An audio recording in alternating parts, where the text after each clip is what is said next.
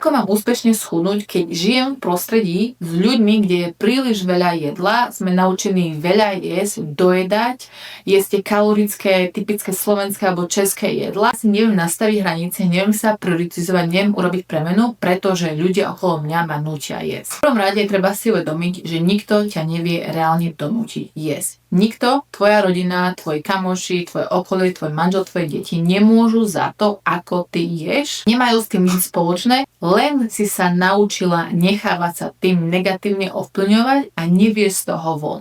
Čiže poďme si prejsť, ako sa z toho vytočiť, ako sa dať na prvé miesto, ako si nastaviť zdravé hranice, aby si vedela urobiť tú premenu bez hľadu na to, kto ako je a funguje v tvojej blízkosti. Začala by som od seba, naučila by som samú seba dodržať to, čo si poviem. A to môže vyzerať jednoducho počas dňa. Vstanem a ustelím si posteľ. Ako takú tú prvú vec, ktorú spravím pre seba.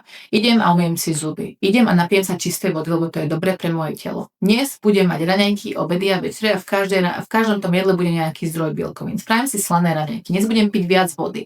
Vyber si nejaké 2-3 veci každý deň, ktoré dodržíš sama sebe, urobíš to, čo si povedala a takto si budeš postupne budovať sebavedomie. Nauč sa hovoriť nie samej sebe. Vždy, keď máš chuť na niečo, poviem si nie, teraz sa mi to nehodí, dám si to neskôr ako dezert, alebo zajtra, alebo o 3 dní, teraz proste jem takto a takto mi to vyhovuje. Keď chcem odsunúť tréning a poslať v teplej posteli, nie, postavím sa, idem cvičiť, dám signál tomu svojmu mozgu, že som pre seba dôležitá, chcem to robiť pre seba. Začni dodržiavať to, čo si povieš a hovoriť sama sebe nie, tak to vybuduješ zdravé hranice so sebou, ktoré potom vieš preniesť na tvoje okolie, na tvoju rodinu. Lebo keď vieš sama dodržať to, čo si povieš, keď vieš sama povedať nie samej sebe, potom sa ti to ľahko aplikuje aj pre iných.